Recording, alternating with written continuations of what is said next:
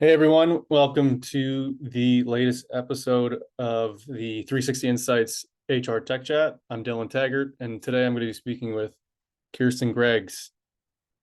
Keirsten Hey. is someone you're going to want to listen to today. She's an expert in talent acquisition and career coaching, and I think now more than ever, that's something everyone can use a little help with.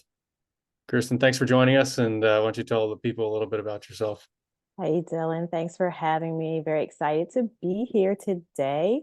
I am Kirsten Greggs. I've been a TA for 24 years, and I am a lead consultant for talent acquisition. I have my own company, Trap Recruiter LLC, where I bridge the gap between job seekers and employers. Nice. And I think, there are a lot of job seekers out there right now. Um, Mhm. Not that we're in any sort of shortage of corporate workers, but I think in certain fields we are in a deficit of skilled, deskless workers and more specialized Mm. workers. Um, that's just one trend I'm seeing. Are there any sort of trends you've been noticing, or are there certain issues that continuously come across your desk? Yeah, so most of the people, just because I think it's proximity, most of the job seekers I'm seeing are in HR and TA, which creates a whole other issue because we're on one hand saying everything is great, the economy is awesome, but companies are also having a more difficult time hiring because they're understaffed with the people who are responsible for doing the hiring. So there becomes an issue there. Lead times are taking longer. It's taking longer for us to get back to job seekers because where we maybe had 10 positions because our staff was cut, now we have 20 or 30 positions that we're recruiting for. So workloads have definitely increased for organizations where their recruiting staff has been tremendously cut down. And job seekers are feeling that on the other end because the hiring process is taking a little bit longer. And a lot of those reductions in those departments are like still a kind of a ripple effect from COVID or from the pandemic, or is this just like a more of an economic or employment trend that just was happening It already? really depends on the industry. Some of it is a result of over hiring, was what they're calling it during COVID. So a lot of, especially the tech companies, the big companies that we all know about, the ones that are coveted that everyone wants to work at, those places increased their headcount significantly, and they also increased their recruiter headcount and or they brought recruiters back into the organizations. And what we saw or like at the end of last year, even, and then even the beginning of 2024 was a huge trend, like I mentioned in the last segment, that recruiters were the ones that were being uh, the most impacted by some of those layoffs at tech companies because there just wasn't a great deal of hiring going on as organizations were looking to recalibrate, to right size their workforce, where they were looking at their workforce plans and all of that. So it was, there were certain times of year where we do that anyway, where companies do that anyway, where they, kind of downsize a little bit. But I think it was a little bit more noticeable and a little bit more heartfelt because of some of the positions that were being eliminated.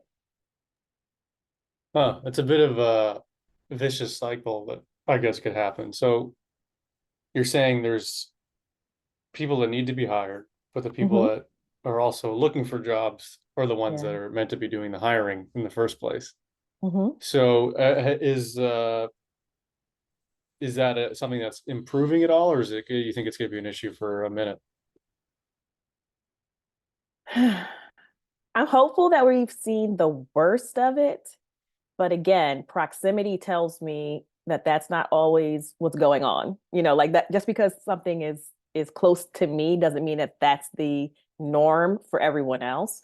But still close to me, like I said, I'm seeing folks who have been in the job market for a year. looking for work, and they're not employed. There aren't as many short-term, temporary positions for them as for them either. So it's been difficult. Overall, I think it is going to get a little better. And some of that is going to be folks needing to branch out and look beyond, perhaps their industry or even their role. And I don't necessarily mean just their role as a recruiter, but perhaps their role as a talent acquisition professional. There's other things to do in TA besides recruiting. There are opportunities where you can, lend your skills, lend your experience that would be just as impactful and just as effective and get you employed. And I guess this is kind of where it comes back to your expertise is what would Mhm. you, let's say, someone's like, okay, listen, Keirsten, I need help right now. I've been, in the job market for a year and I've applied to 300 jobs and no one's getting back to me. What would you recommend? Because that is not just specifically for those, talent acquisition and HR people, but in general, seems to be a trend of corporate people Hmm. applying to hundreds of jobs, not getting a response. But let's maybe start with someone specifically in HR and talent acquisition who's in this dilemma. What would you recommend to them, be it, retraining or another strategy, or should they just change their strategy entirely? I wouldn't say change entirely, but it's a difficult thing to do. There's no right answer. The only wrong answer is to do nothing. The only wrong answer is to give up. And that's not to say that you don't need a break, because looking for a job is extremely taxing. It is difficult, it's hard, it is a full-time job as well. So you do need to take some time to like readjust, to look over the jobs that you've applied for, maybe perhaps reorganize your strategy. Maybe that's the times that you apply, maybe the companies that you're applying. Like I said, broaden your scope of, don't just go search for jobs at the fangs. Like, don't just go search for jobs at the largest companies in your area. Really think about who are what are your must-haves? Like, what are you not willing to give up? And then align with those types of organizations. I know someone who went from working in like finance to, excuse me, to nonprofit, and it's like doing excellent, like doing well, like they love it. They were used to a more fast paced, like highly competitive environment, and now they are thriving in a role where they have a lot more autonomy, a greater work-life balance. Their mental is doing well, and again, that came out of them really prioritizing what is the best thing for me in terms of how I want to show up at work, in terms of what I need from the organization, not just what I can offer to the organization. I don't want to diminish anyone's experience or anyone's job search, which is why I'm reluctant to say like, oh, you have to do these things, because everything doesn't work for everybody. Um, Job searching, regardless of what your career field is difficult. And you could wake up one day and get the job.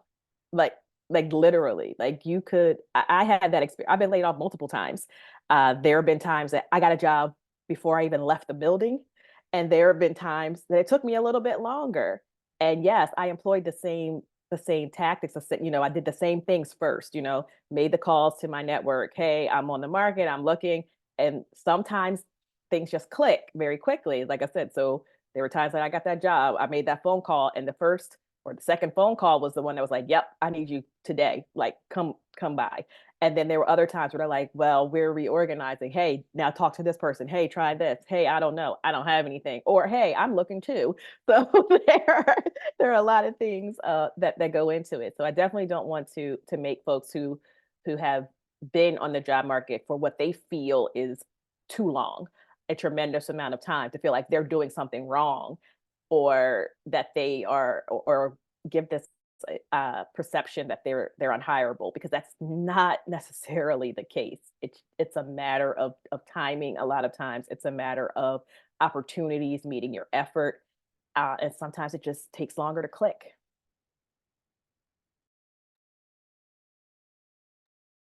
Sorry, just had a sound issue there for a second. Um, in terms of how companies are finding the best people, given that there is a shortage, I'm sure, the categories as to which, they're looking for hasn't changed too much, or has it? Or it has this tightening of the HR and recruitment departments really made it different how people are selecting people at all, or is it kind of the same? Yes, but in my opinion, it's in a good way, because I think that recruiting TA teams are more focused now on attraction, selection, and retention. So they're thinking about hiring, if they're thinking about hiring externally only, for example, they're thinking about hiring that person that's going to have some type of career development, some type of talent development opportunities within their companies. So selecting that person that maybe doesn't necessarily want to go, straight up the ladder. Maybe sometimes they want to go across. Maybe they want to try different things. So we're thinking about that. We're looking at passive candidates as well. I see more recruiters that are really, really looking at the folks that they talked to years ago, the folks that they've sourced years ago, the folks that are already in their applicant tracking systems. They're starting there first, and not just when you're looking for the CEO or the CFO or the vice president of XYZ, because most of the time when we think about passive candidates, we're like, oh, we're hardwired to say that's a C-suite, like, because those people are never looking and there's only so many of them. So we have to go out and find them. But there are ABC players that are already in your system. There are ABC players that you've already talked to. And I think more recruiters are spending more time with that, because there is this idea that job seekers have a better opportunity. Those, especially the ones that are already employed, if they're looking for a job, like, you can pick up the phone and call them. And I think they're like, well, you know what? I don't need this job. I see more people talking about getting ghosted well into the interview process, and it's not just coming from one side. It's not just job seekers that are saying they're being ghosted.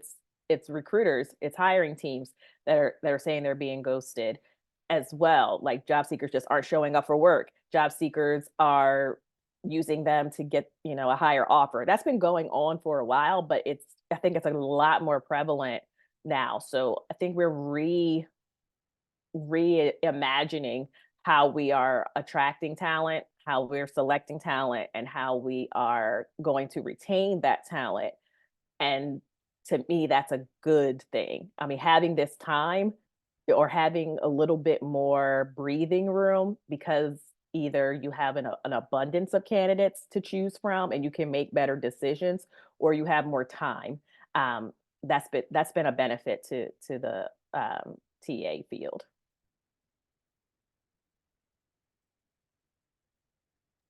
That's very interesting. And I know, and we spoke briefly before, for people who don't know. And one thing you mentioned, which I thought was interesting, was that with the adoption of more, software and Mhm. AI systems to evaluate candidates, especially like at first glance, there can be the issue of you actually start running the risk of creating a very homogenous workforce over time. Mhm.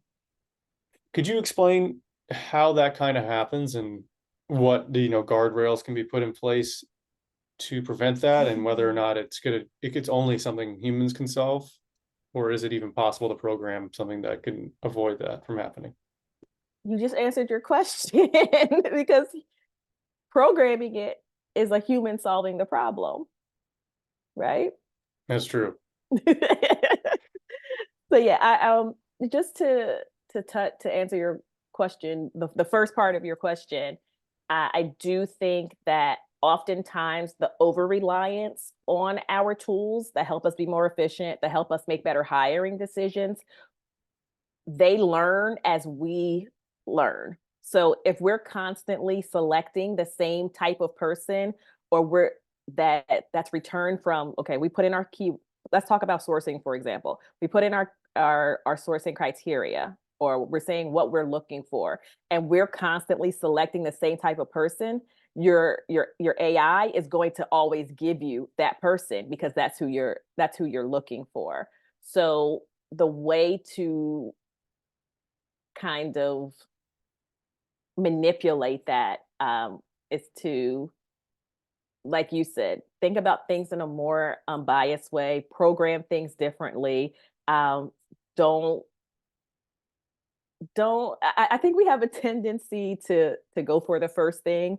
Like, we're like, okay, AI, give me a blue balloon, and it's like, here. And then we're like, all right, here, blue balloon. That's what I asked for. That's what I got. Like, we're not doing the work to actually look at. Actually, it's a blue balloon, but we needed something that was in the shape of a cartoon animal or something, like whatever the case may be. Like, we're not really going more in depth.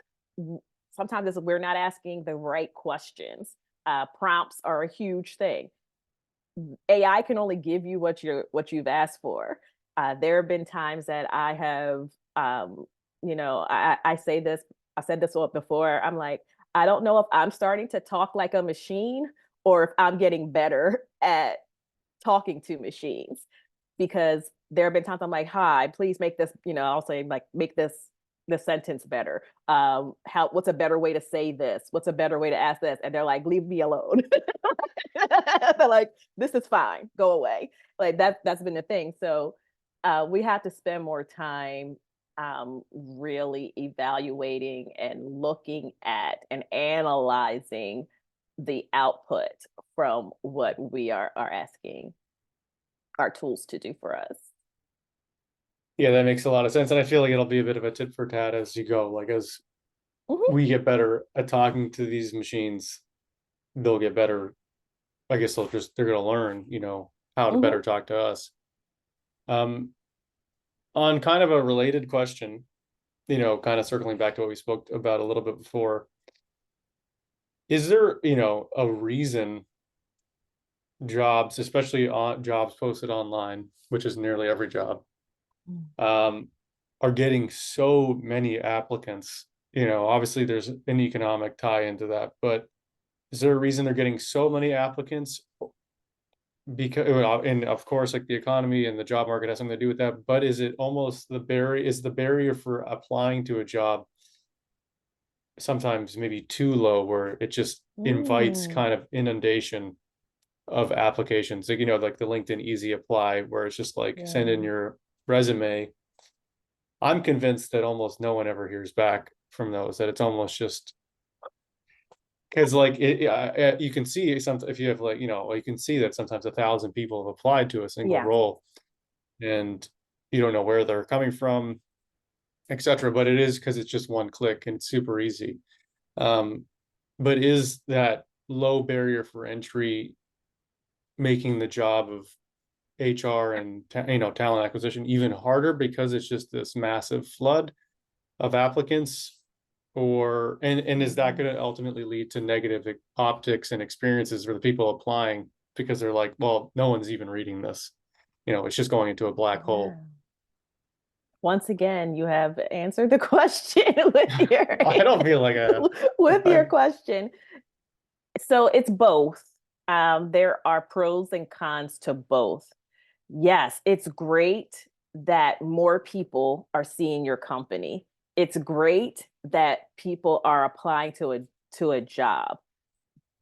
The flip side of that is that there's a percentage of those people, because of, like you said, there's greater access to jobs, there's greater access to apply, and there's anybody can do it.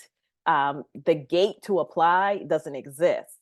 The gate to review is what exists. And it's not difficult, it is time consuming for recruiters to get through those, say, 500 people apply and 459 of them didn't even read the job description. They just saw a job and said, I need a job, I need a job, I need a job, I need a job, or they have bots applying for them. We have to remember that happens too. um, so it's time consuming to like weed that stuff out, but it's not hard to weed out or to evaluate who is and isn't. And then there are some times when you have the time, or that diamond in the rough that applied for your job actually, is more qualified for a different job that you have, or one that you're about to open. So getting candidates in is not necessarily a bad thing, but it can be a time consuming thing. It can flood you and it can take you off course, which is why we have tools, and we want to use AI tools that tell us which of these we should spend our time or prioritize above others. What was the second part of your question? Second I know part I'm older. was, I forget. I'm older. I forget. oh yeah, you seem so old. Yeah, yeah. No, but the second part was, will that repeated experience of going online, applying, lead to kind of a negative feedback loop for someone that's applying, where they're to the point of saying, what's the point of even applying to these jobs? No one's ever looking at it anyway, because I can see 1,000 people have applied and it's been a month and the job's still open, or that they're just going to give up on that, or that approach in general. And what would you say to someone who's in that position, kind of just like ready to throw in the towel for online applications? And would you recommend a different strategy if you think it is right for them to Wow. stop doing that? Again, that's a tough one. So I'm one of those people who doesn't believe in ghosting at the apply. I believe that ghosting happens when you've already had a conversation. Um, and I know that there's this whole thing about ghost jobs and things that aren't real, but that's not what we're talking about. We're talking about a position that's open that needs to be filled, and that there are candidates there. Unfortunately, recruiters, if they have 1,500 people that have applied to a certain position, it's very difficult to give every single person that high touch that they may or may not desire. Like, hey, I want a phone call. I want to know why I wasn't qualified for this job. I don't want that automated message. And that's not always reasonable to ask for someone who's trying to do a job, which is to get a position filled. So, does it make a company look bad at that stage? No. It makes a company look bad when you've been in an interview process that's 6 rounds, um, sign a contract, give me your social security number, do a day's worth of projects for me that's actually solving a real problem at my organization. You don't pay me for it. You don't get back to me, and then I don't hear from you again. That's a bad impression.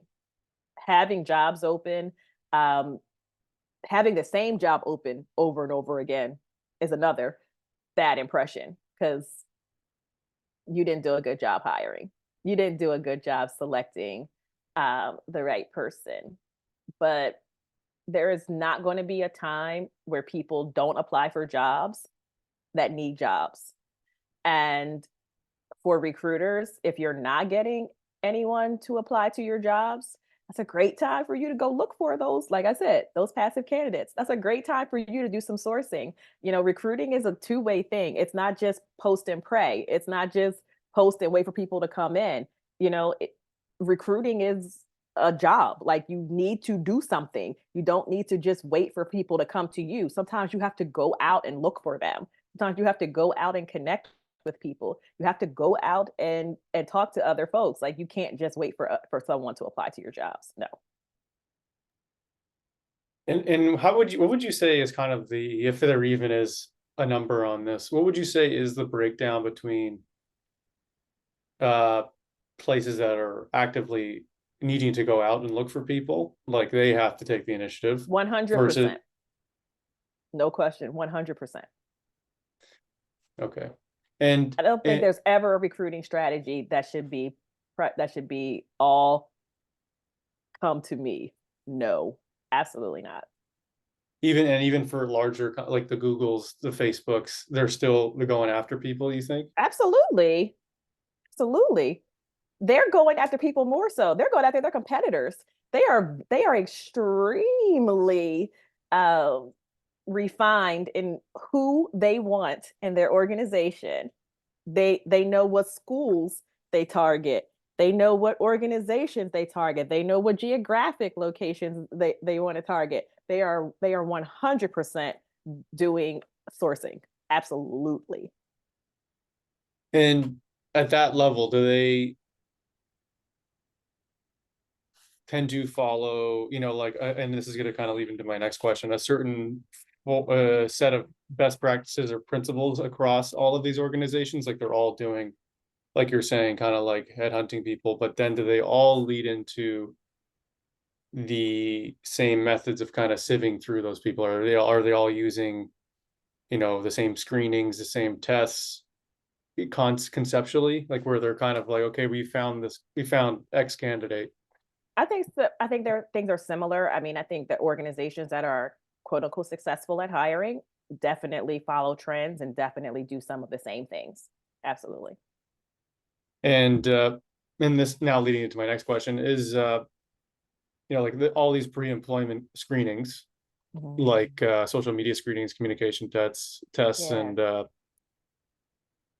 and kind of just like you were saying before, like a day's work, like a trail essentially. Mhm. I people really, I think people understand, like, the basic background check, social media screening.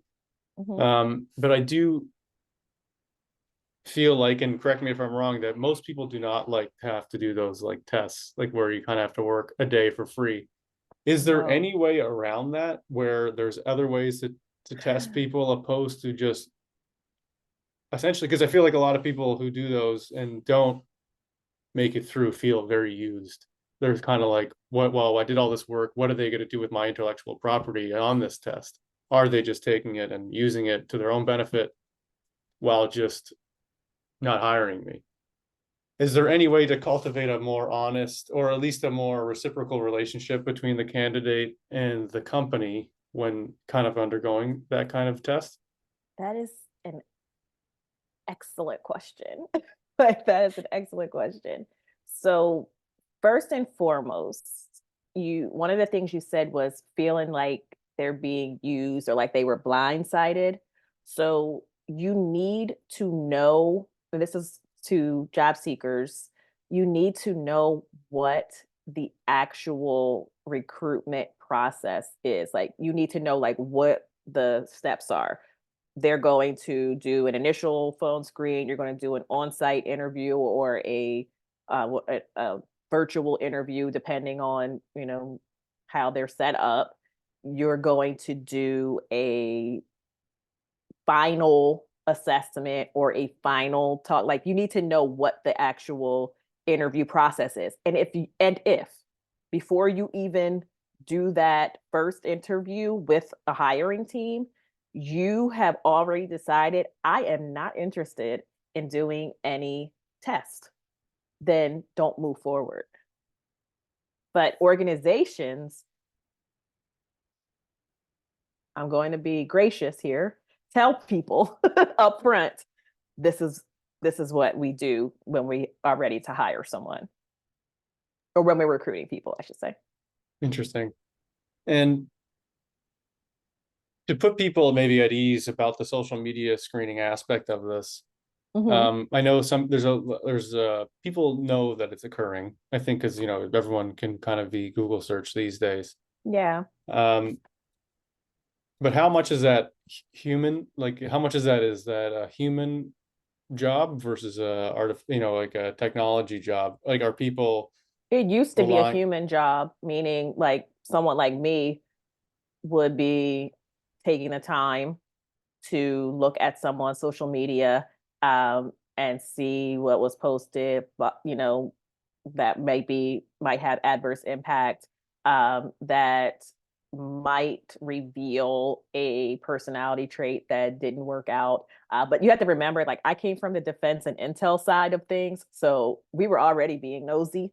We have we had very strict guidelines, and people that wanted to work there knew that, especially those that had security clearances. So they already knew what information they should and should not put on the internet, especially for companies. I mean, this is not just a job seeker issue. This is an employee issue too. You know, most companies have internet policies, or they have social media policies that they expect their employees to follow. I mean, you sign your handbook, you know, the first day of work, you sign a social media policy that you're not going to talk crap about the job, you're not going to give away trade secrets, like all that stuff that seems like it's seems like, you know, regular things. You know, and you'll see people that be like, I'm not representing my company when I post this. I'm not doing anything when I post this. I don't know if you're on TikTok. That might be a sore subject for people. I am not, but I see a lot of TikTok content. And there was a young lady who works at Chick-fil-A. She still works there, but she would be doing posts, like doing reviews of whatever lunch she had that day. And she was getting like 2 million views, this many views.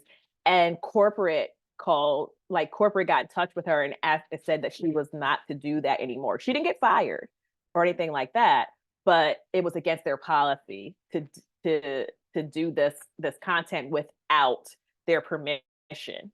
You know what I'm saying? Like to be promoting their brand in a way, even though it was extremely positive, people loved it and all of that. That wasn't what her job was at the company. So she went against the policy. Something like that would not be a red flag. And it actually became a green flag for another company, because another organization, another food chain reached out to her and asked her to do some things for them, like gave her free food, said, hey, here's some things. And they took advantage of her being popular. They took advantage of her social media presence to bring customers to themselves. And this doesn't necessarily take customers away from Chick-fil-A either, because they're both being talked about. I'm talking about them right now, you know? So it is what it is. For most people that aren't doing anything crazy, they don't have anything to worry about anyway. I mean, like, do you really spend your days like worrying about what you posted on social media? Me in particular? Yeah. No. My social media is all related to other stuff. Yeah, not Yeah. it's all very focused on a specific subject, but not related to work at all. Right. That's what I'm saying. Like, you're not out here like saying, "Hey, I'm going to kill everyone" on social media. So why are you worried? Why are you worried about that? Today, technology is doing that, and they're looking for particular things. Like I said, threats, um, certain language, um, certain, like, even the other social media profiles that you might follow. Like if you're following um, people who are, very dangerous, who are planning to overthrow the government, anything like that, like that's going to be an issue. Yeah, I'm not going to want you to, perhaps I'm not going to want you to come into my company. But like I said, there's employees that have those issues as well. I have been involved in, investigations where current employees have done and said things on social media that have cost them their job. Yeah, I agree that in the extreme cases, it definitely makes a lot of sense, because just like if there was a rumor going around at work that so and so was doing some crazy thing outside of work, it's kind of the same. It's kind of the same method of, broken telephone, I suppose, or whatever, however lines of communication that come into work, be it gossip or just people talking about someone they work with. So I Yeah. guess there's really no difference with that. I only ask just because of, I feel, I guess from a privacy perspective, some people may feel like Mm. that is intruding on their privacy and that they're being judged on their private life. And then it becomes a case of like, where does the line And if the lines between work life and life, private life, begin to become blurred, and where you're being judged, or and this is maybe this is like, it's pulling the thread kind of situation. This isn't Yeah. happening, but uh, or maybe it is happening, but it could lead to a case where people feel like their privacy is maybe being put at risk, or their private life is being infused into their work life when it's just maybe a misunderstanding or something. But I'm imagining those Yeah. cases are reviewed. Yeah. Those are fewer far between. And there are protections in place that do protect your privacy, uh, even to the point that you're not required to provide your employer in some instances with your social media handle. Like, it has nothing to do with your job. And like I said, 99% of the people aren't doing anything on social media or aren't portraying anything on social media that is going to be an issue for your organization anyway. Yeah, for sure. All right. Well, Kirsten, thank you so much. Just before we wrap up, do you mind telling people what you have going on, any future plans, and where people can find you? Yeah. Future plans. Okay. Later today, or like, Yeah, what are you having for anything. lunch? No, like for That's a good question. That's a good question too. I don't know. But so I will be leading a panel at TA Week in July. So anyone that wants to come and sign up for TA Week, please check that out. Also, you can find me on social media anywhere at Trap Recruiter. My website, traprecruiter.com. I'm on Instagram-ish. I'm on X, formerly known as Twitter. I'm on LinkedIn, either at Trap Recruiter or my name, Keirsten Greggs. They both lead to the same place. And I'm on LinkedIn, Facebook, and Threads. Yeah. That's what I don't hear too often, but you got every angle covered here. Yeah. Nice. Well, that's great. And I'm sure people are going to be very intrigued after this conversation. And hopefully some people reach out to you because you have so much information. I feel like we just kind of hit the tip of the iceberg here.